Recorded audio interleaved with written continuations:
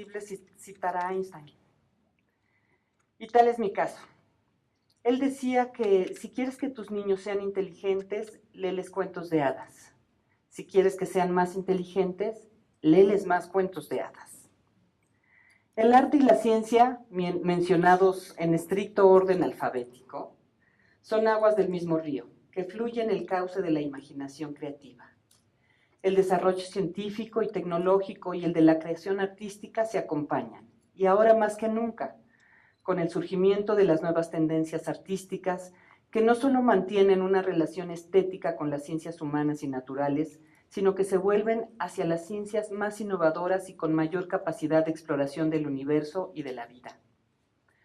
Los estudios de frontera y términos como transdisciplina, transversalidad o hibridez nos conducen a pensar que la creación y difusión de la cultura y el arte pasan hoy por una nueva concepción, nuevas formas de expresión, difusión y divulgación.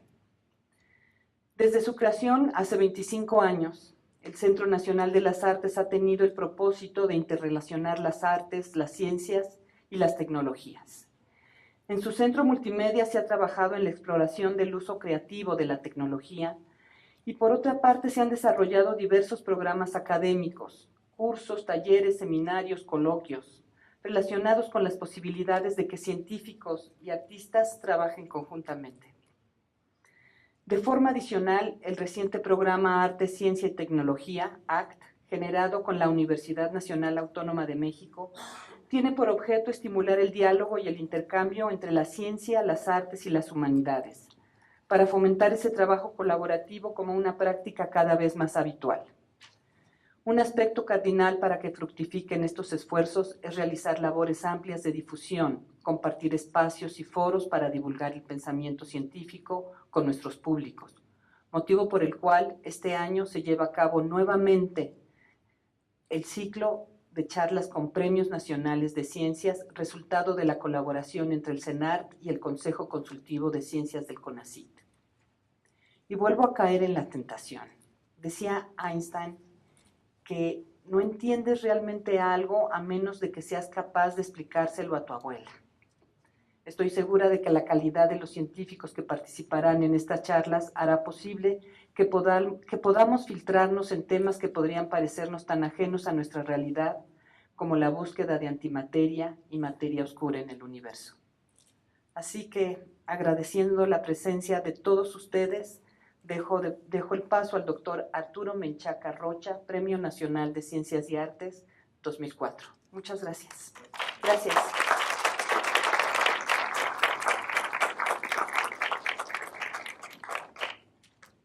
Un minutito antes de dar paso a la conferencia, solamente para presentar brevemente, muy brevemente, la larga y fructífera trayectoria del doctor. El doctor Arturo Menchaca estudió la carrera de Física en la Facultad de Ciencias de la UNAM, el doctorado en la Universidad de Oxford de Inglaterra y un postdoctorado en el Lawrence Berkeley Laboratory de la Universidad de California. En cuanto a labor promotora de la ciencia, fundó la División de Física Nuclear de la Sociedad Mexicana de Física, fue director del Instituto de Física de la UNAM, coordinador de la sección de Física de la Academia Mexicana de Ciencias en varias ocasiones y miembro de la Comisión Evaluadora del Sistema Nacional de Investigadores del Área 1, la cual presidió durante el año 2005. Ese mismo año fue organizador de las actividades del Año Internacional de la Física en la UNAM, exitoso evento en que, como director del Instituto de Física de la misma universidad, coordinó los esfuerzos de más de 700 académicos. Fue presidente de la Academia Mexicana de Ciencias, donde inició la serie de eventos denominados Ciencia y Humanismo, y desde hace 44 años se desempeña como investigador en el Instituto de Física de la UNAM. El doctor Menchaca es Premio Nacional de Ciencias y Artes 2004, distinción que le otorga la calidad de miembro del Consejo Consultivo de Ciencias. Y esta noche nos presenta la conferencia Buscando Antimateria y Materia Oscura en el Universo. Gracias, doctor. Muchísimas gracias por la presentación. María de Los Ángeles Castro, muchas gracias por la hospitalidad. Y Magdalena, muchísimas gracias. Estoy muy contento de estar aquí. Diré brevemente que, digamos, en ocasiones pasadas me tocaba a mí presentar a mis colegas y explicaba yo brevemente que el Consejo Consultivo de Ciencias fue creado hace 30 años, integrado por aquellas personas que han ganado un premio nacional para asesorar a la Presidencia de la República. Es un grupo de voluntarios, ¿no? Nosotros no nos pagan nada extra por eso, pero siempre hemos considerado un honor trabajar en ese sentido. Hoy les voy a hablar de un proyecto que llevamos en mi grupo, en la UNAM, ¿sí? Entonces, como a mí me paga la UNAM, y puse el símbolo de la UNAM, ¿sí? Y es un proyecto de gran ciencia, ¿sí? Que se lleva a cabo en el Centro Europeo de las Investigaciones Nucleares, ¿sí? En el CERN, que está en Ginebra, en Suiza. Y nosotros trabajamos en dos grandes colaboraciones. Una de ellas se llama Alpha Magnetic Spectrometer, y construyó un detector que ahora está instalado desde el año 2011 en la Estación Espacial Internacional. Es ese aparato que ven ahí. Y para dar una dimensión, ven ahí a un astronauta tratando de arreglar alguno de los paneles de nuestro detector. Y por el otro lado está el Gran Acelerador de Hadrones, que es el laboratorio más grande del mundo, que está en el CERN, precisamente. Entonces, de momento se ve un poco difícil entender por qué puede uno trabajar en estos dos temas, pero a lo largo de mi charla espero explicarles de qué se trata. Yo, por supuesto, agradezco a la Secretaría de Cultura, al CENART y a CONACYT el privilegio de estar aquí, ¿no? Y a CONACYT, además, que muchas de mis investigaciones han sido financiadas por CONACYT. La siguiente transparencia, por favor. Si es que soy yo, porque no veo ningún control aquí, así que me imagino que alguien más se hace cargo de cambiar las transparencias. Si no, nos quedamos con esta.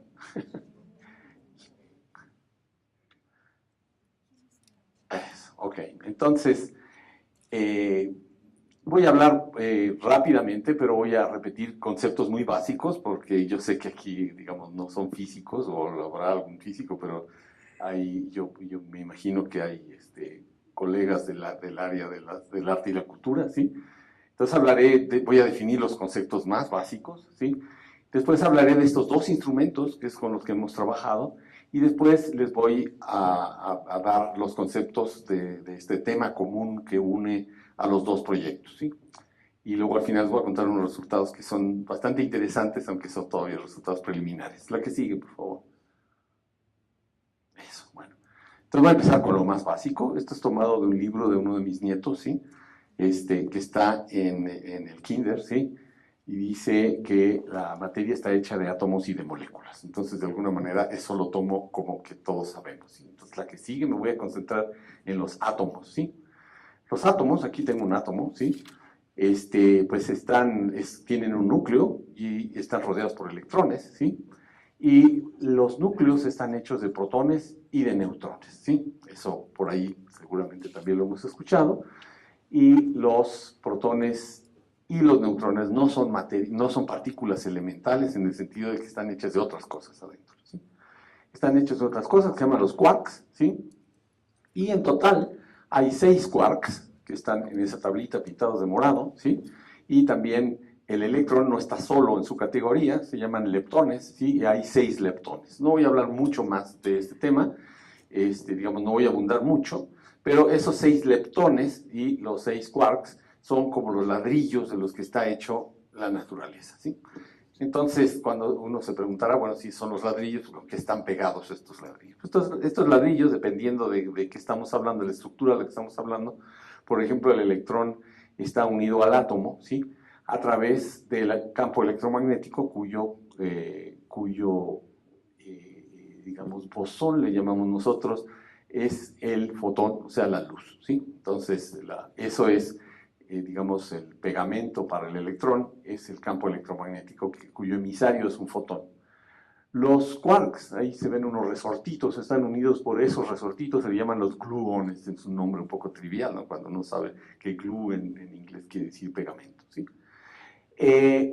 Una fuerza un poco más, digamos, la más divertida de las fuerzas, digo yo, que es una fuerza que permite pasar de quarks a leptones y que permite pasar todos esos quarks entre sí, de unos a otros, se llama la fuerza débil y está acarreada, digamos, por estos otros dos bosones que se llaman el Z0 y las Ws más y menos, ¿sí?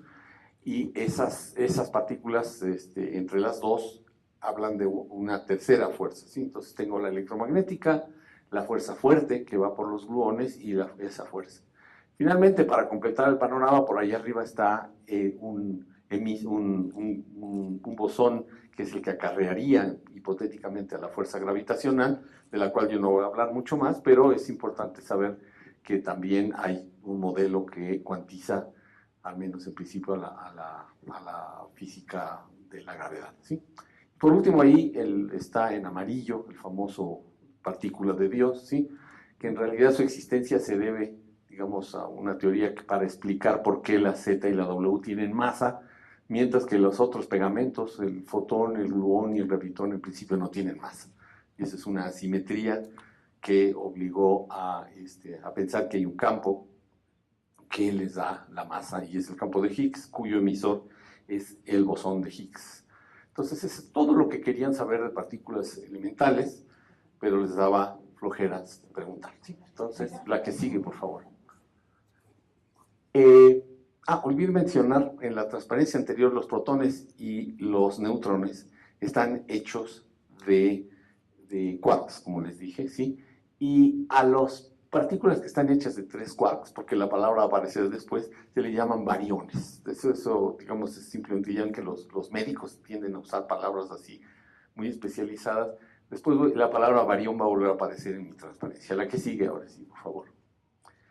Entonces, ahí el modelo no está totalmente completo porque hace, pues, 80 años o 90 años, un señor Dirac, de sus ecuaciones, para tratar de entender la cuantización de la dinámica de los electrones, se dio cuenta, predijo, salió unos estados ahí, predijo la existencia de antipartículas, ¿sí?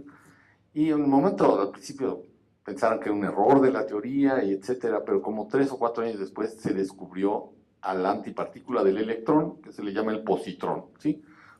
Y el positrón resulta ser un electrón, es idéntico, tiene las mismas propiedades eléctricas, magnéticas, todo la misma masa, todo es igual, ¿sí? Pero tiene la carga cambiada. El electrón es negativo y el positrón, que es la antipartícula, es positivo, ¿sí? Y hay una peculiaridad más, que si yo uno a un electrón y a un positrón, ¿sí? Se aniquilan y producen luz, ¿sí? Energía. Y como verán en la siguiente transparencia, ¿sí? La que sigue, por favor. Lo mismo ocurre si yo, a partir de energía, yo puedo crear materia, ¿sí?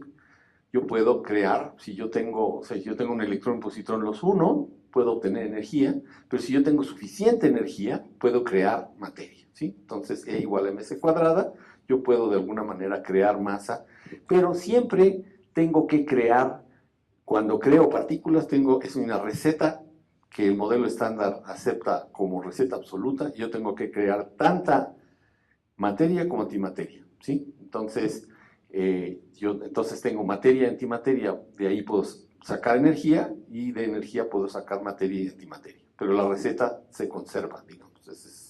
Esa es una receta que vamos a guardar por ahí porque voy a volver a ella, ¿sí? Entonces, la que sigue, por favor. ¿Hay más? Bueno, sí, el modelo estándar tiene ciertos problemas. El modelo estándar explica algunas cosas, pero no explica todo, ¿sí? Y, por ejemplo, se dan cuenta que los ladrillos ahora están pintados de amarillo y de rojo acá, ¿sí?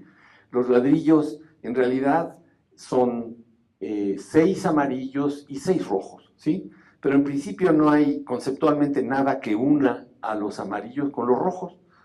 Y, sin embargo, son 6 y 6. Entonces la gente como que dice, ¿cómo es que son 6 y 6? ¿No?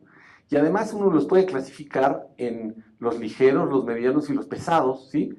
Y caen más o menos en estas cosas que les llaman las generaciones, ¿sí?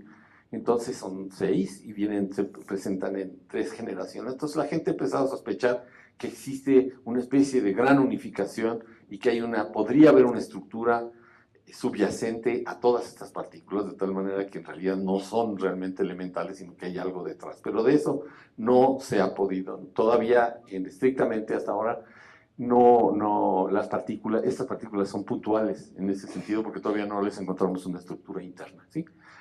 Una teoría un poco, digamos, más sofisticada es que los gluones podrían ser, en realidad, también tener algo que ver con las partículas, digamos, con lo que yo llamo los ladrillos, ¿sí? Que se llaman los fermiones, ¿sí? Entonces, la columna verde, que son, perdón, los bosones, ¿sí? Que son las partículas intermedias, y los fermiones podrían tener algo que ver entre ellos. Y esa teoría es una teoría que hace unas grandes predicciones, y estas predicciones fueron tan importantes que dieron, fueron el pretexto que se utilizó, el argumento que se dio para financiar la construcción del LHC en el CERN. Descubrir las partículas supersimétricas, ¿sí? Aquí no vamos a discutir de política, pero lo que les puedo decir es que en toda esta familia de partículas que no se ha podido detectar ninguna de ellas todavía, y ya lleva más de 10 años operando el CERN, algunas de esas partículas, ¿sí? Podrían tener un impacto o podrían constituir a la materia oscura. De eso voy a hablar un poquito más adelante. No están aquí, pero están, digamos, ahí van a encontrar, está el fotino, el gluino, el higgsino, ¿sí? Y hay una cosa que se llama el neutralino, que es al que voy a hablar. El neutralino sería la partícula supersimétrica más ligera que hay, y por lo tanto todas las demás partículas supersimétricas decaerían al neutralino, y el neutralino por lo tanto sería la partícula más abundante, pero nunca se ha detectado. Entonces, eso se los dejo así. Esta es una física que le llaman más allá del modelo estándar, ¿sí? Pero que de momento es como una especulación. Lo dejamos así. La que sigue, por favor. Estas partículas, los neutralinos, ¿sí? Pues un poco siguiendo la simetría que yo ya había hablado, si yo hago chocar a un neutralino con su antipartícula, ¿sí? De ahí puedo sacar yo pares quark-antiquark, o pares electrón-positrón, o sea, leptones, ¿sí? Pares de leptones, y también puedo sacar pares de bosones. Esa era un poco la liga, que puedo yo conectarme con bosones. Y entre ellos, pues van a aparecer ahí todas las partículas que ya conocemos, las de este mundo, ¿sí? Entonces, los neutralinos, ¿sí? Tienen esta conexión que pueden producirnos de cualquiera de los tres, no solo quarks y leptones, sino también bosones. Entonces sería la liga. Hasta ahora va un poco rebuscado, pero ya no se va a poner más complicado que eso. La que sigue, por favor. Bueno, ahora algo de cosmología. Esto ahora también uno ya todos conocemos. Esta solo que está pintada, casi siempre la pintan horizontalmente, pero esta es la línea de la vida del universo, ¿sí? Y la línea de la vida del universo, aquí está representada, el tiempo corre en la vertical, hacia arriba, ¿sí? De tal manera que el Big Bang está acá abajo y nosotros vivimos por allá arriba, 14 billones de años después, ¿sí? Y en la dirección horizontal se mide el diámetro del universo, ¿sí? Las dimensiones del universo. Entonces ven que las dimensiones, el universo se está expandiendo, y por lo tanto las dimensiones crecen, ¿sí? Pero hoy por hoy sabemos que no solo crecen, porque hubo mucha especulación si crecían lo suficientemente rápido como para que algún día la gravedad hiciera que podría colapsarlo, o qué sé yo. Pero desde hace poco tiempo sabemos que se crece aceleradamente, lo que quiere decir es que el universo si está creciendo aceleradamente, ¿sí? Es que hay una fuerza que lo acelera, ¿sí? Y esa fuerza está asociada con una energía que se llama la energía oscura, de la cual yo no voy a hablar, sí, pero ya que hablamos aquí de oscuridad, esa energía oscura en realidad sería su equivalente en masa, sería la mayor parte de la masa que existiría en el universo. En todo caso, en los tiempos que se dan acá, ¿sí? No sé si se alcance a ver, pero hay algunas barritas horizontales. La primera, me voy a referir a donde dice PSG más leptones, Y PSG, a partir de ese instante por allá, que es una centésima de nanosegundo, el universo ya está compuesto de quarks, de gluones y de leptones, ¿sí? Entonces, de alguna manera, de ahí para allá, ya el mundo es como en el modelo estándar, ¿sí? Y lo que hay antes, pues realmente no sabemos, pero hay especulaciones, se hablan de cuerdas, se hablan de cuestiones así, yo no voy a meterme en ese problema, pero a partir de que ya hay quarks y gluones, sobre todo, entonces los quarks y los gluones van a formar una especie de mundo de colores, hablando de arte aquí, ¿sí? Y como el universo está expandiendo, esta cosa se va enfriando, ¿sí? Y en un momento dado, los gluones los quarks y los gluones se van a condensar en las partículas, en los bariones de los que estamos hechos nosotros, ¿sí? Los protones y los neutrones. Entonces, los núcleos aparecen, se empiezan a formar a partir de los primeros 3 minutos de la existencia del universo. Y de ahí para arriba, todas las partículas de las que he hablado ya son irrelevantes. La mayor parte de nosotros y todo lo que vemos están hechos nomás de 2 tipos de quarks, los U's y los D's, los otros son tan inestables que es muy difícil, y de electrones. Entonces, si uno conoce eso, realmente uno puede vivir bien tranquilo con esas 3 partículas, ¿sí? Pero en lo que mi plática se refiere, yo voy a hablar de lo que pasa a partir entre que se llama la hadronización, en que los quarks se transforman en hadrones, que son los protones y los neutrones para los fines que a mí me interesan, y luego cómo se forman los núcleos en el Big Bang, que se las explico en la siguiente transparencia. Cosa pintada como primer acto, segundo acto, tercer acto. Yo creo que en la escuela yo contaba chistes así, ¿no? Primer acto pasa así. Entonces, el primer acto es un mundo que está hecho de quarks, ¿sí? De quarks, de colores. Entonces, es un mundo muy artístico, ¿sí? Que uno tiene los quarks ahí, ¿sí? Y los quarks es un mundo muy denso, en que los quarks están, pues ahí moviéndose, ¿sí? Pero una vez que ocurre la hadronización entre el primer acto y el segundo acto, ¿sí? Lo que en el segundo acto ya ocurre es que ya solo tengo bariones, los protones y los neutrones, ¿sí? Y todo el resto de las partículas que se pudieron crear, pues se crearon en un instante, se crearon toda una ensalada de partículas, pero decayeron muy pronto, y lo único que quedó fueron protones y neutrones.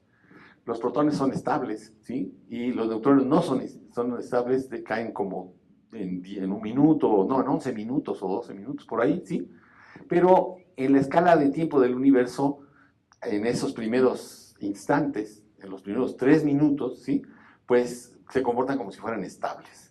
Entonces resulta que los neutrones y los protones son pegajosos entre ellos. Los neutrones y los protones se pegan, si se ven juntos, se pegan y forman unos núcleos de hidrógeno pesado, que le llaman los deuterones, que van a ser importantes para el resto de mi plática, ¿sí? El deuterio es un elemento, es un isótopo del hidrógeno, que es pesado porque tiene un neutrón, ¿sí? Resulta que los deuterones son todavía más pegajosos entre sí que los protones con los neutrones, ¿sí? De tal manera que cuando yo ya tengo un universo en que tengo protones y deuterones, ¿sí? En un momento, pero muy, muy rápido, mis deuterones se pegan para formar helio, ¿sí? Y esencialmente ahí se queda, ya el universo sigue expandiendo y ya no hay tiempo, digamos, ya no hay tiempo para que se formen muchas más cosas que eso. Lo que a mí me interesa, la cosa todavía se forma un poquito de litio y cosas así, pero realmente la cosa la voy a dejar en el helio. Y todo lo que les quiero decir es que el resultado, cuando termine el Big Bang, ¿sí? Me voy a quedar con 75% de hidrógeno, que son de estos protones, perdón, con 24.9% de helio, ¿sí?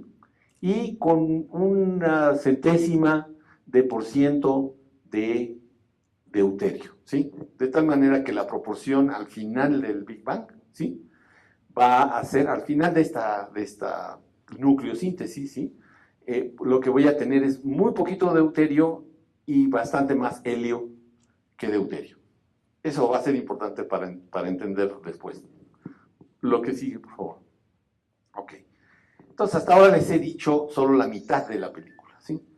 Porque yo les conté, por un lado, que cuando yo creo materia, tengo que crear la misma cantidad de materia, y el Big Bang, pues en principio, empezó con una gran cantidad de energía en algún momento, ¿sí? Entonces, si a partir de energía se creó el universo, debió haberse creado tanta materia como antimateria. Pero la historia que yo les conté, que es la parte derecha de esta cosa, ¿sí? Solo habla de la materia, ¿sí? Y entonces queda por ahí pendiente donde está la antimateria, ¿sí?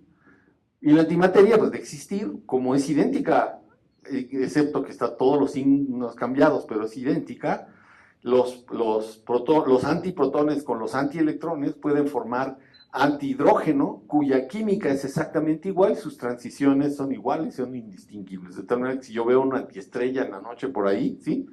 No voy a poder saber si es una estrella o una antiestrella, porque su química es exactamente, digamos, las excitaciones del hidrógeno y del antihidrógeno son iguales, ¿sí?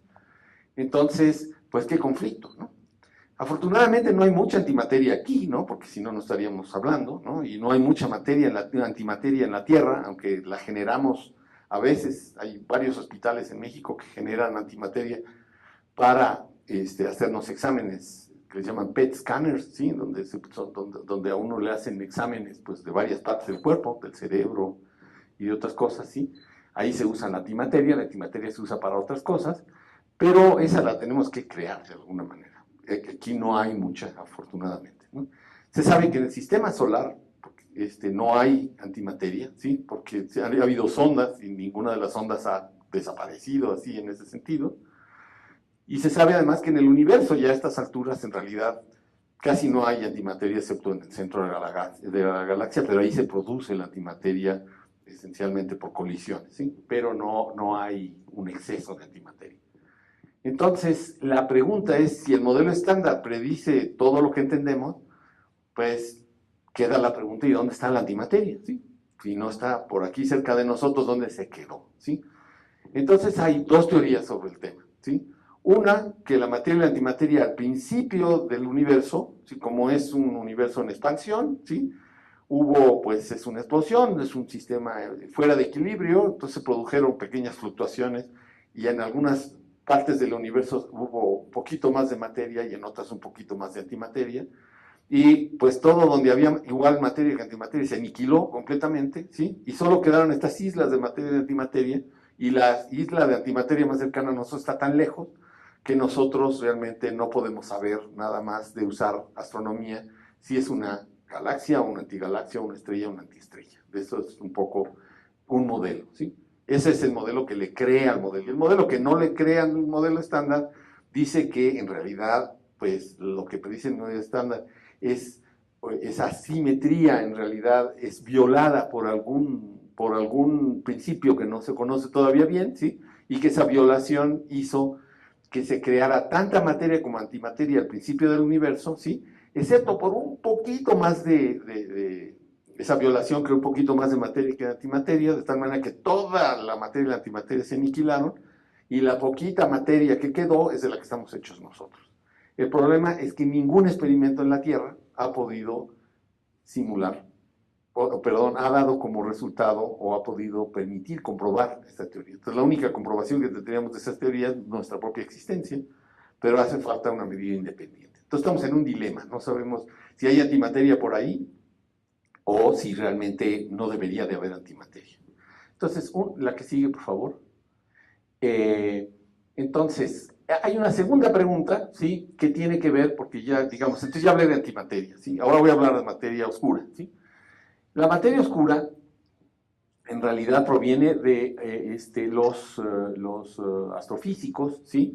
Algunos astrónomos realmente, ¿no? Les ha dado por hacer, digamos, contabilidad de estrellas, ¿no? Y estudiar la dinámica de las galaxias y así. Entonces observan y ven para dónde se mueven las estrellas y se han dado cuenta que, pues, con observaciones a suficientemente largo tiempo, se dan cuenta cómo giran las galaxias, ¿sí?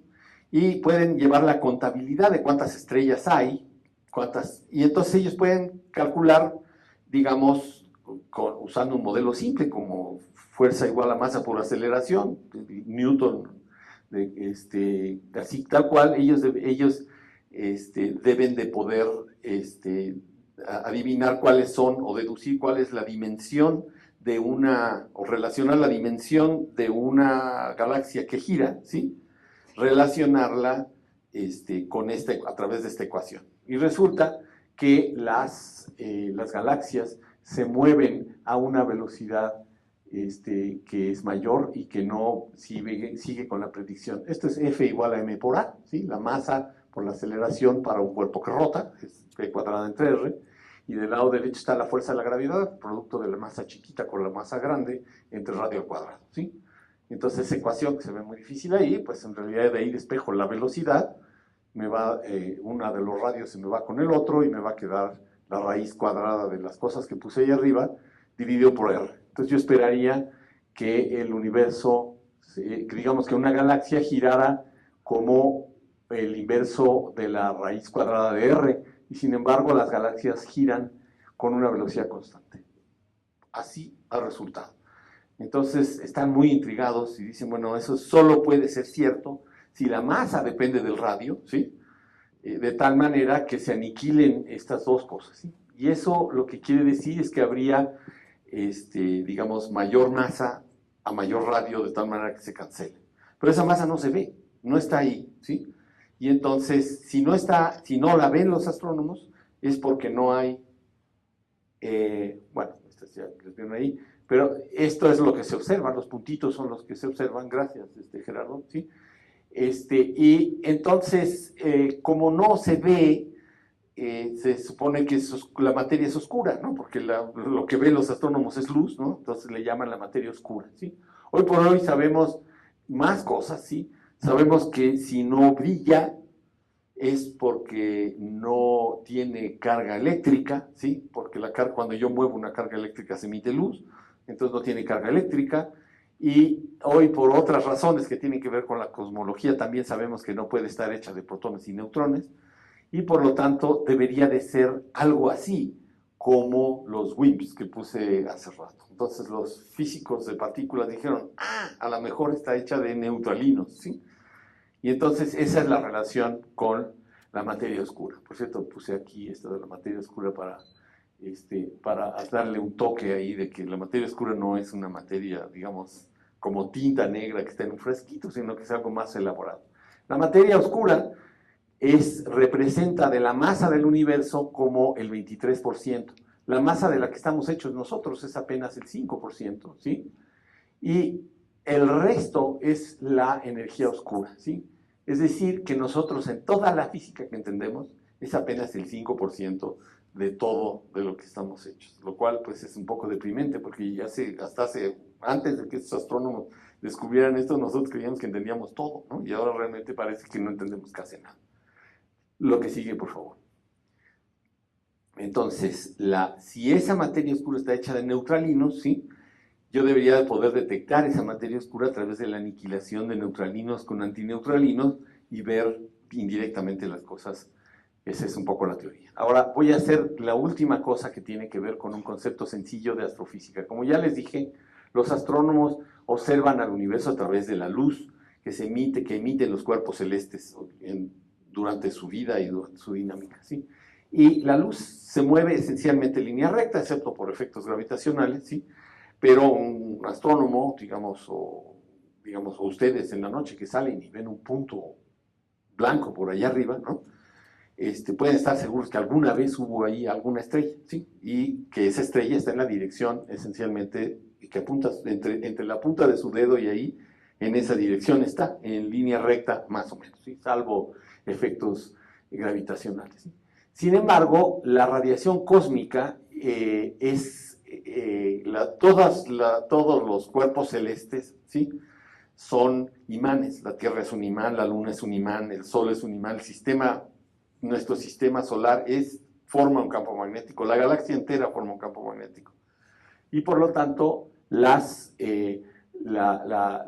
residuos o la materia de la que están hechos las estrellas son todos reactores nucleares que están lanzando al espacio la materia de la que están hechos, ¿sí?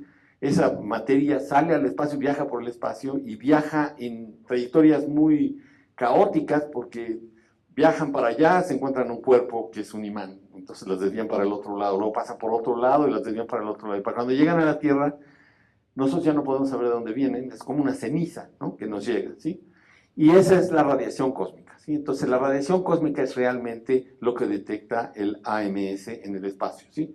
es la radiación que no sabemos bien de dónde viene, ¿sí? Su dirección no podemos saber, como los astrónomos que sí nos permiten saber, ¿sí? Sin embargo, analizar estas cenizas nos permiten saber cosas del universo. En particular, la idea de la AMS es tratar de ver si entre esas cenizas nos llega un antinúcleo, ¿sí? Los antinúcleos solo pueden, si es un antinúcleo de carbono, por ejemplo, solo pudo haber sido creado en una estrella. Solo el que no hubo carbono en el Big Bang, ¿sí? De tal manera que solo una estrella pudo producir y por lo tanto hay una antiestrella. Ya van a ver que incluso ya desde ahora hay otro fenómeno que también podría ser eso. Entonces, eso es, digamos, que una de las cosas importantes que hay que notar.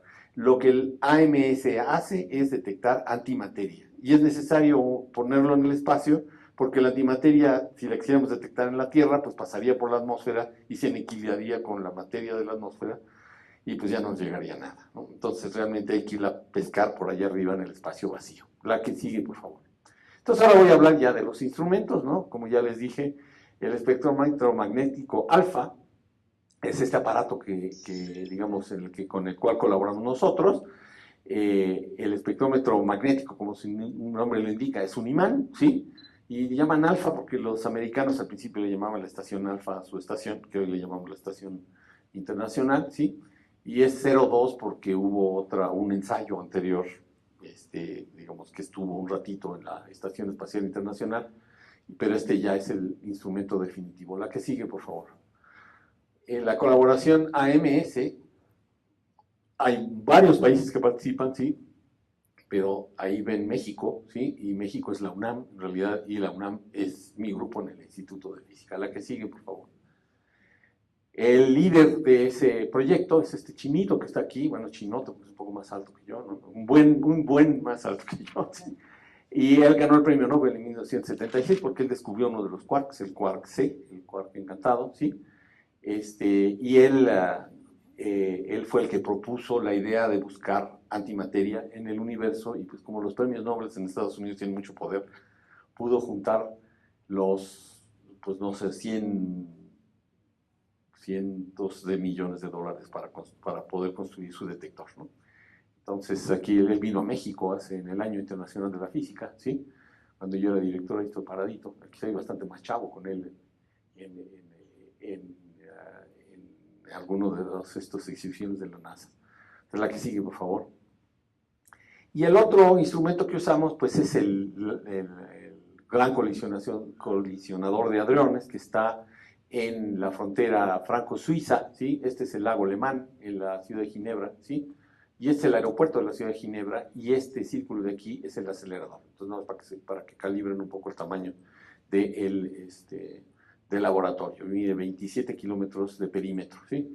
Y ALES es un experimento para el cual en el Instituto de Física de la UNAM también construimos un detector, y por lo tanto nosotros tenemos acceso a hacer experimentos en ALICE. Entonces, lo que nosotros, digamos, en los mecanismos sobre cómo se crean los antideuterones por medios normales del modelo estándar, los checamos en el ALICE, ¿sí? Y luego los aplicamos para entender los datos del AMS. Esa es realmente la liga que nosotros hacemos. La que sigue, por favor, ¿sí?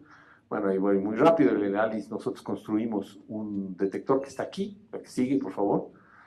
Aquí estoy con mi grupo en el CERN, ¿sí? Ven ahí el puma, ¿no? Bueno, los pumas. El otro día di una plática en el poli, los polis se pintan también de guinda, y así que nosotros tenemos derecho a lucir nuestros colores, ¿no? Aquí estoy yo con mi grupo. Aquí sigue, por favor. Y ahí está nuestro detector ya metido en esta gran maraña del detector ALICE. La que sigue, por favor. Entonces, ¿qué es lo que tienen en común? Es que aquí en la Tierra nosotros podemos hacer chocar dos cosas, chocar dos núcleos, digamos, o dos protones, ¿sí? Y concentrar, y que los protones que se hacen chocar en el LHC tienen energías que son miles de veces la masa del protón, es decir, multiplicada por c cuadrada, ¿sí? Entonces, cuando yo hago chocar dos protones a esa energía, pues llego con 2 y puedo salir con miles, ¿sí? Peor que conejos, ¿no? O sea, de alguna manera llego 2 y me salen miles, y son protones y neutrones, ¿sí? Pero también antiprotones y antineutrones, ¿sí? Y entonces en esa explosión tengo de pronto un pequeño Big Bang, ¿sí? En que voy a tener pues antiprotones y antineutrones, ¿sí? Que si están juntos se van a pegar, como ya les dije, ¿sí? Y si tengo puedo crear pues un deuterón o también un antihelio y así, ¿no? Todo eso lo puedo hacer en el instante en que chocan. Entonces, esta gráfica lo que tiene es, ven LHC, es esta raya de aquí, esta es una gráfica en que está la densidad y la temperatura del sistema que se forma, y yo puedo llegar desde frío a meterme a este mundo de quarks y gluones, ¿sí? O hacer lo que hizo el universo de partir de un mundo de quarks y gluones y enfriarse al expandirse, ¿sí? Aquí esta cosa me lo prestaron, pero si ven las dos flechas que permiten hacer una para arriba y otra para abajo. Entonces, nosotros hacemos en la Tierra, digamos, creamos un pequeño Big Bang y lo vemos decaer. La que sigue, por favor. Entonces, ahora sí ya hablamos, y ya me queda poquito, ¿sí? Entonces, nosotros lo que analizamos en el AMS son los deuterones y los helios cósmicos, ¿sí? Y propiamente dicho, los antideuterones y los antihelios cósmicos. Y los hacemos en el laboratorio en la Tierra, ¿sí? Y vamos y buscamos en el AMS si vemos lo mismo, ¿sí? Entonces, lo que hacemos en la Tierra es, a partir de los datos que medimos, ¿sí? Podemos ya predecir su abundancia, si es que fueron hechos a través de procesos de la física estándar, ¿sí? Y todo lo que no es estándar, entonces probablemente nos puede dar información de fallas en el modelo estándar, ¿sí? Entonces, esta cosa es muy ambiciosa y no voy a tener tiempo de hablar, digamos, de entrar en detalles, pero les voy a contar algunas cosas. La que sigue, por favor. Entonces, ¿qué es lo que medimos nosotros? Entonces, para darles un ejemplo, les voy a hablar. Ustedes vieron alguna vez a Barack Obama cazando moscas en la Casa Blanca. Ahí por ahí se hizo viral. Un día estaba sentado dando una entrevista y de repente pasó una mosca y la pescó a la primera, ¿no? Entonces, ¿cuál existe? Entonces uno puede calcular la probabilidad de que en la sala oval uno pesque una mosca, y la probabilidad de que uno pesque una mosca al vuelo depende de varias cosas, pues es muy importante la densidad de moscas en la sala oval, ¿sí? Y el tamaño de la mano de Barack Obama, ¿no? Y también la velocidad de la mosca y otras cosas que... pero si quiero yo cazar dos moscas al mismo tiempo, ¿sí? Entonces, pues la probabilidad de cazar dos moscas resulta ser el cuadrado de la probabilidad de cazar una mosca, ¿sí? O sea, las probabilidades son números menores que uno, de tal manera que el cuadrado de esa cosa es todavía más chiquito, ¿sí? Entonces, eso es lo que dice esta ecuación, que es un poco más elaborada, ¿sí? Para los físicos que hay aquí, entonces a eso lo que se le llama es el espacio-fase. Si yo tengo dos partículas que están cercanas en el espacio-fase, van a pegarse, como yo se los puse en el primer cuadrito. Y lo que medimos nosotros es este coeficiente, qué tan probable es que eso ocurra, ¿no? Eso es lo que medimos en el laboratorio. Entonces, la probabilidad de producir un deuterio, entonces es el cuadrado de la probabilidad digamos, o el producto de la densidad de protones y de neutrones. Que sigue, por favor. Entonces, esta es la tesis de un alumno mío, ¿sí? Y esta es una gráfica así, en la que por acá se dice cuántos produzco y por acá cuál es el número de nucleones que tiene, el número de protones o de neutrones. Entonces, si tengo yo, digamos, protones es 10 a la menos 1, ¿sí? Ponerle ahí, 0.1, ¿sí? La probabilidad de encontrar antideuterones en el LHC es 1000 veces más pequeña, ¿sí? Y la probabilidad de encontrar un antihelio es 1000 veces más pequeño, ¿sí? O sea que si yo tengo antideuterones y el mecanismo es este mecanismo, yo debería tener 1000 veces menos helios, ¿sí? 13, ¿sí? Y si yo quiero detectar helios 4, que es el helio más abundante, pues va a ser 1.000.000 de veces más pequeño que haré por acá, ¿sí? Entonces, esa es una receta muy sencilla, ¿no? Mientras más A's tengo, más chiquito va a ser. Sigue, por favor. Esta es la tesis de otro alumno mío, ¿sí? En que él calcula, dado esto que pusimos ahí, la probabilidad de que la AMS detecte un deuterón, ¿sí? Un antideuterón, perdón, a partir de colisiones simplemente de protones de rayos cósmicos de muy alta energía. Y la línea roja dice que en realidad dentro de la sensibilidad de la AMS es muy poco probable que en la vida de la AMS uno pueda detectar un antideuterón por el mecanismo del modelo estándar, ¿sí? Y estas líneas de aquí, en particular la línea morada, es aquella que propone que la probabilidad de un neutralino que tiene una masa de 30 Hz está dentro de la sensibilidad de la AMS. Entonces hay que ir a ver qué mide la AMS para saber si si tengo materia oscura, ¿sí? O si tengo antiestrellas. Entonces la que sigue, por favor. Este es un resultado preliminar que se presentó, Samuel Ting lo presentó el año pasado, y aquí están aquí digamos, la materia está del 0 para allá, porque esta es la carga de los núcleos, entonces aquí están los protones y los deuterones, y de este lado están los antiprotones y los antideuterones, ¿sí?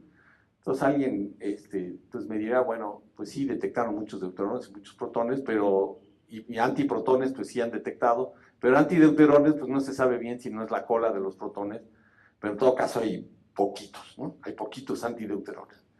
Entonces, bueno, pues digamos, ¿habrá antideuterones o no? Está dentro de la estadística. Todavía no se puede decir que hay o no antideuterones, pero lo que es cierto es que hay muy poquitos, ¿sí? La que sigue, por favor. Y sin embargo, ese mismo día, el doctor Ting dijo, ¿sí?, que han observado, ¿sí?, eventos con Z igual a 2 y con la masa del helio, ¿sí? Entonces Z igual a menos 2 son antihelios, ¿sí? Entonces han detectado 1 billón de helios, ¿sí? Y 8 antihelios, ¿sí? Entonces han detectado 8 antihelios, ¿sí? Y no es muy claro que hayan detectado antideuterones. Entonces tengo yo dos mecanismos. El mecanismo de la mano de Obama, que me dice que si yo detecto un antihelio, yo debo detectar 1 millón de veces más deuterones, ¿sí? Que no se ve de mi gráfica, ¿no? O bien, ¿sí?, yo tengo una antiestrella, ¿sí?, en las cuales yo produzco mucho más antihelio que antideuterio, ¿sí? No sé si quede claro el argumento, elaboré mucho, ¿sí? Pero hay dos mecanismos, ¿sí? Sí, o en una antiestrella yo voy a acabar, o en el Big Bang voy a acabar con más helio que deuterio, ¿sí? Pero si la física es la física así normal del modelo, digamos, la física normal de las colisiones, yo debería detectar la cuestión opuesta. Por lo tanto, todo esto, digamos, si este resultado, digamos, se confirma, ¿sí?, y luego si quieren discutimos por qué podría todavía estar en duda, ¿sí?, en realidad esto indica que habría antiestrellas en el universo. La que sigue, ¿sí? Entonces, se han detectado 117 billones de partículas hasta agosto del año pasado en el detector, ¿sí? Es prematuro evaluar el flujo de antideuterones a partir del flujo cósmico, ¿sí? Pero sin embargo el flujo de antihelios es inconsistente con un origen secundario de la coalescencia, la mano de Obama, ¿sí? Y hay grandes cantidades, y por lo tanto, ¿sí?, es más consistente con la probabilidad de que exista una antiestrella, ¿sí? Entonces eso querría decir que habría cantidades importantes de antimateria en el universo, porque eso es, digamos, tendría que haber una antiestrella cuando menos, y si hay una antiestrella muy probablemente hay una antigalaxia, porque si no toda la pobre antiestrella pues ya se habría aniquilado con todo el resto de la materia de su galaxia, ¿sí? Entonces, pues ese es el fin de la historia que les quería contar, ¿sí? La que sigue, por favor. Entonces, pues eso es lo que les quería contar. Por ahí, si alguno de ustedes se interesa saber más, esa es mi dirección de correo electrónico. Muchas gracias.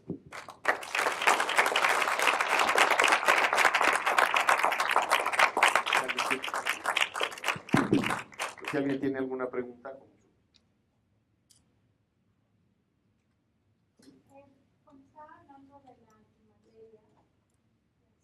Cuando estaba hablando de la antimateria, dijo, aquí alrededor de nosotros no hay antimateria, afortunadamente, porque si no, no existiríamos. ¿Quiere decir que la antimateria destruye la materia? Se aniquila, ¿sí? Se aniquila, si uno pone materia, antimateria se aniquila. De hecho, yo les hablé de una aplicación en los hospitales, ¿sí? A uno le inyectan un isótopo radioactivo, un radiofármaco en realidad que tiene adentro metido un isótopo radioactivo que emite positrones, ¿sí? Y esos positrones se emiten, es un radiofármaco que está marcado para alguna parte del cerebro, puede ir, digamos, perdón, del cuerpo, puede ser el cerebro, el corazón, en fin, depende de lo que el médico quiere estudiar. Y cuando este fármaco se deposita ahí, cuando decae el núcleo inestable que está en el fármaco, emite un positrón, ¿sí? Y ese positrón se aniquila, recorre una distancia muy pequeñita, y como nuestro cuerpo está lleno de electrones, ¿sí? Se aniquila con el primer electrón que se encuentra, ¿sí? Y produce dos fotones. Estos dos fotones salen uno así y el otro para acá. Salen por conservación de impulso, salen uno para un lado y el otro para el otro, ¿sí? Y entonces lo que ponen alrededor de uno es unos detectores en un anillo, uno mete la cabeza o el cuerpo en un anillo y buscan coincidencias a lo largo que estén alineadas de un lado y otro. Y entonces todo lo que hacen es que pintan rayas de todas las coincidencias que tienen, y las rayas todas se cruzan en la zona en la que está uno estudiando, ¿sí? Y es un poquito más sofisticado que eso, ¿no? Pero al final reconstruyen la imagen de lo que uno tiene, ¿sí? Pero estos isótopos se producen en el decaimiento de estos núcleos, estos antimateria, se produce el decaimiento de algunos núcleos, pero esa es la mayor cantidad, digamos, de antimateria que uno puede producir aquí en la Tierra, ¿sí? O sea, hay una película por ahí que se llama Ángeles y Demonios, que a lo mejor la vio, si no le gusta la literatura así muy popular, ¿no? Porque es realmente un libro de Dan Brown, ¿no? Pero que Tom Hanks anda metido ahí en el CERN, ¿no? Y hay un tipo que aisló una cierta cantidad de antimateria en una botellita, ¿no? Se supone que es así de fácil, y trae la botellita en la bolsa, y qué sé yo, y de repente explota ahí uno de los edificios creo que del Vaticano, algo así. Es una cosa muy sofisticada, pero en realidad conceptualmente tiene esta cosa de que la antimateria concentrada, ¿sí? Puede en realidad producir muchísima energía. De hecho, es el energético más eficiente que existe, ¿sí?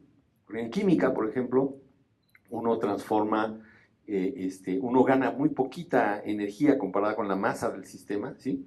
Una detonación de TNT, ¿no? Se gana muy poquito. En física nuclear, uno gana del orden del 1%, ¿sí? De la materia se transforma en energía. Aquí toda la materia se transforma en energía. No existe un energético más eficiente que eso. Toda la materia se transforma en energía, ¿sí? Entonces, es el energético más posible, más importante que hay. Y de hecho, no lo usan porque es muy difícil de aislar, ¿sí? Porque en cualquier momento se aniquila con el alrededor, y cuesta muchísimo más trabajo de producir. Pues sin embargo, hay proyectos serios de utilizar ese como un combustible para viajes espaciales, ¿no? Y si alguien vio, digamos, la serie, si alguien es no excesivamente joven como yo, ¿no? Debió haber visto los episodios de Star Trek, y lo que usan es antimateria en su. Entonces, esta cosa de la antimateria tiene aplicaciones, algunas ciertas y otras fantasiosas, ¿no? Pero sí, está por ahí. ¿Alguien más?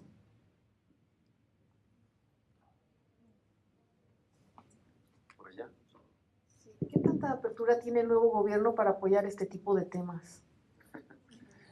Bueno, esa es una pregunta política, ¿no? Nosotros, digamos, no estamos todavía, se lo voy a poner así de claro,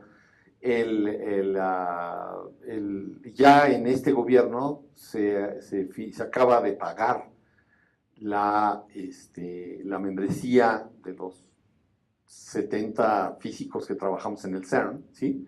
Se pagó este año. Cada año hay que contribuir al CERN, realmente no es un pago, sino hay que contribuir. Cada país contribuye con algo, y México contribuye en realidad con bastante poco, porque no somos un país miembro, sino se llama un país, digamos, asociado, o todo menos que eso, ¿no? Pero igual es una cantidad importante para estándares nuestros, ¿no? Y se pagó, el CONACYT actual ya lo pagó, o sea que la evidencia es que sí están financiando a esto, ¿no? Y yo entiendo que hay, digamos, esta ciencia, la ciencia de frontera, ha sido el argumento de la doctora Álvarez Bulla, que va a estar aquí en este ciclo dentro de un mes, ¿no? así que a lo mejor le pueden preguntar a ella directamente, ¿no? Pero la evidencia que nosotros tenemos es que sí, la cosa por ahí está funcionando. No hablo por los demás, ¿no? Ahí habría que ir preguntando tema por tema, y si usted sabe más, pues a lo mejor nos podría contar, ¿no? Pero por el lado de la física, no, todavía no, lo que se ve es que la cosa va funcionando. Sí, lento, y sí, pero así siempre que empieza un gobierno, ¿no? Aquellos que no somos excesivamente jóvenes y que nos tocó ver a Fox tomar poder, ¿no? Pues tardó los 2 primeros años en aprender. También le decían el aprendiz, la gente no se acuerda de eso, pero también cuando un gobierno empieza, pues siempre hay que aprenderlo. Ese ya fue un comentario así, pero así pasa, ¿no? ¿Alguna otra pregunta? Por acá. Es tímido, levanta la mano y la esconde, ¿no? Sí. Doctor, muy buenas tardes. Sí, buenas tardes. Soy el doctor Hugo Aldana, yo soy del área biológica, Ah. médico y maestro del CIMPESTAB.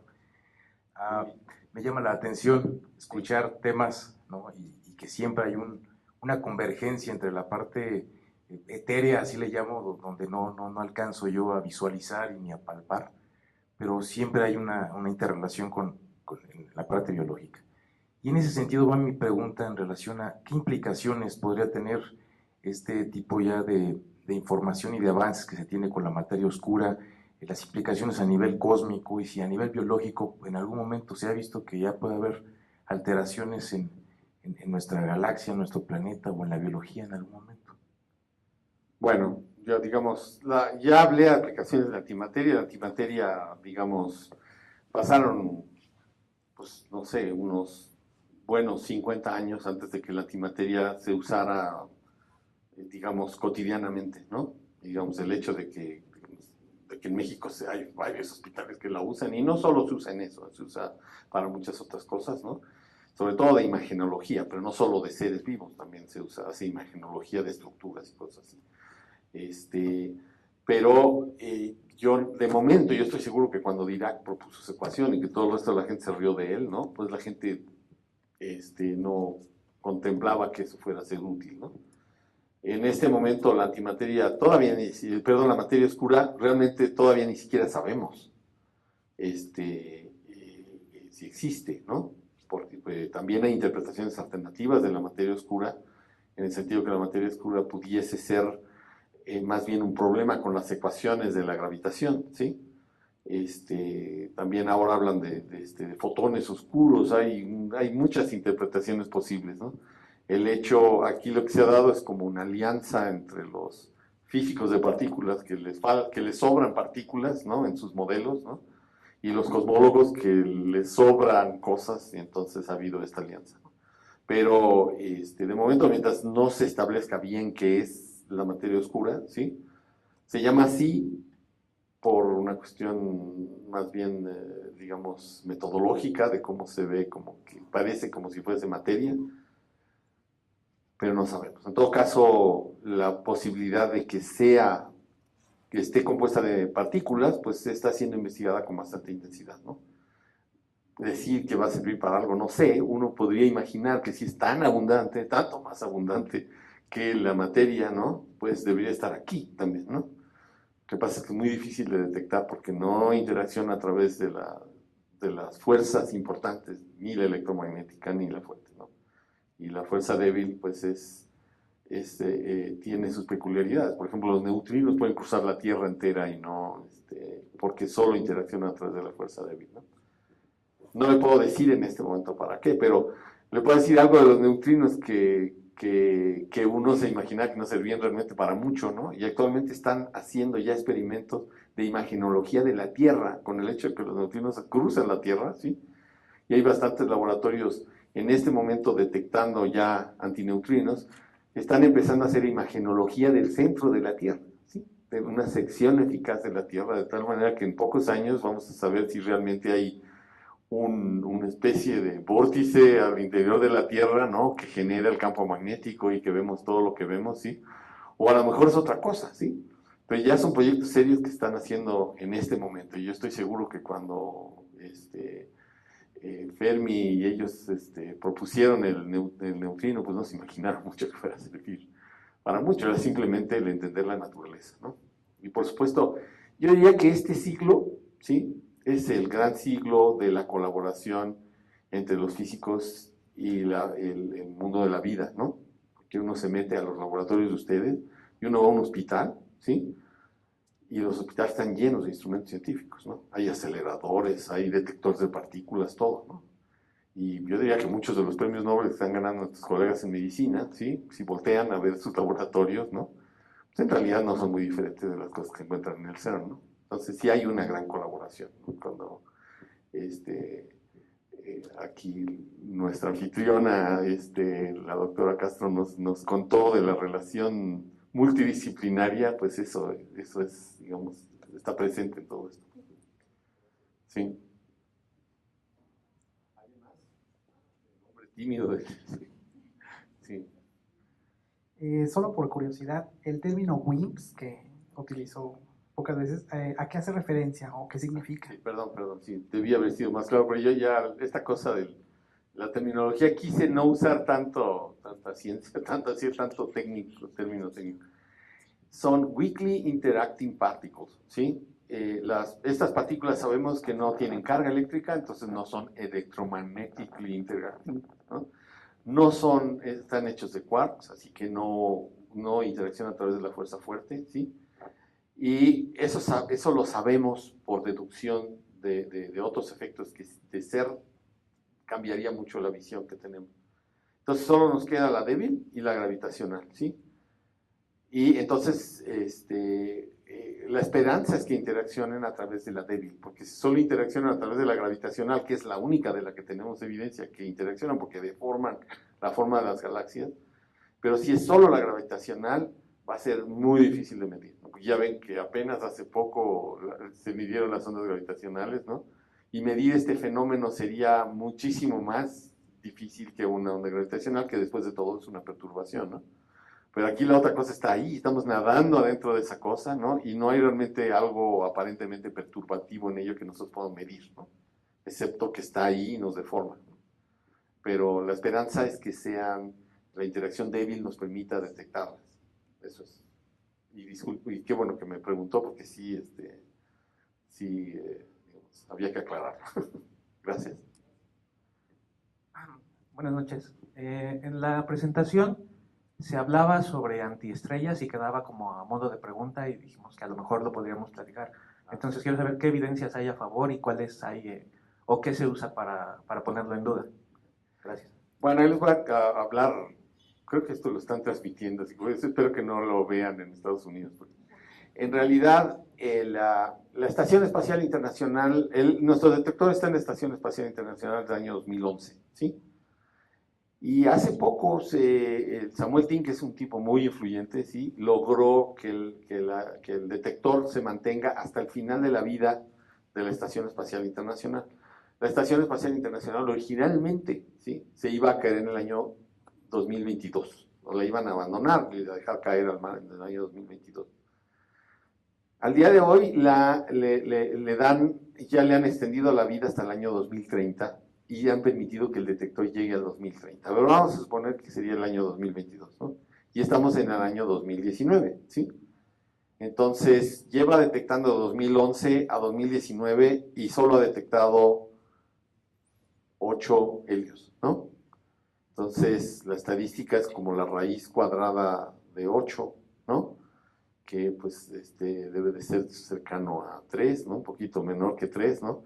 Entonces usted tiene 8 más menos 3, sus barras de error son muy grandes, ¿no? Para que sea, digamos, estadísticamente significativo, uno debería de esperar a tener más. Y entonces yo creo que el anuncio de Samuel Ting fue decir, hay algo importante pasando aquí, pero todavía no sabemos, ¿sí? Ting mismo ya es mayor, ¿sí? Y yo creo que él se da cuenta, ¿no? Que seguro se gana un premio Nobel, ¿sí? Un segundo premio Nobel, si esto se confirma, ¿sí? Pero no sabemos si la estación espacial se lo permita o su propia vida se lo permite. Entonces yo creo que le dio la tentación de anunciarlo, ¿sí? Pero yo creo que vamos a tener que esperar, pues, unos años a tener la mayor estadística posible. Y yo creo que eso el signo de interrogación está relacionado con el hecho que aún no se ha publicado. Es un resultado preliminar. Eso es lo que así está, si uno se busca en la página web, ¿no? Todo está con ese signo de duda, porque yo, digamos, yo estoy bastante convencido que es dentro de la cuestión de la duda de la estadística que tiene, ¿no? ¿Alguien más? Sí.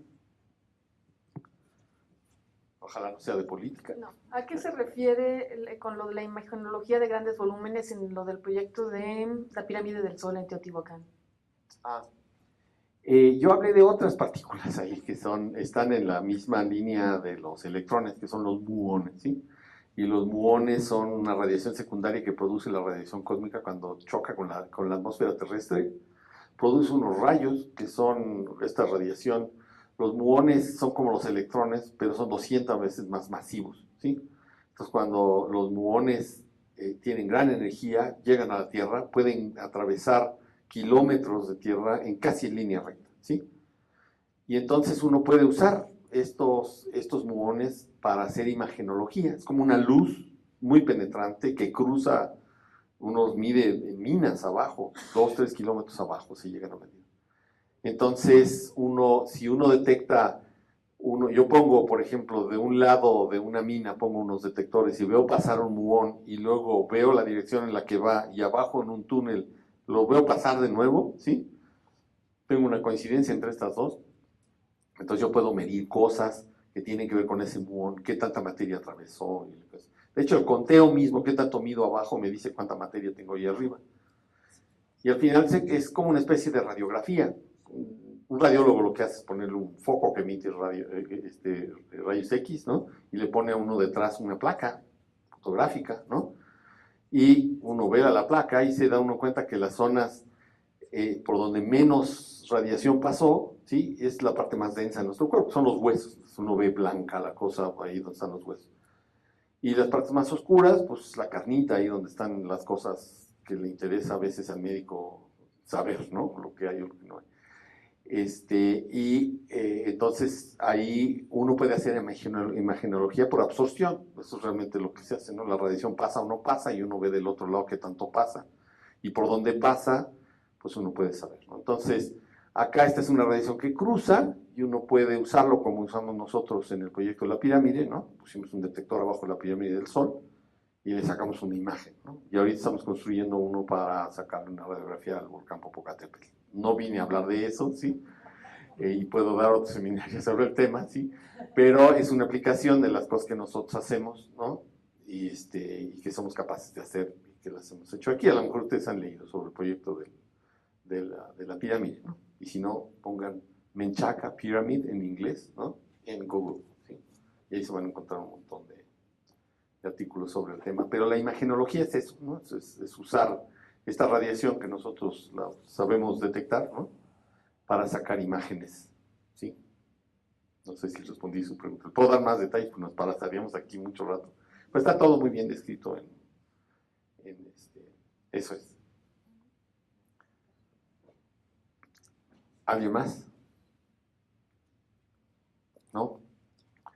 Si no, bueno, pues muchísimas gracias nuevamente.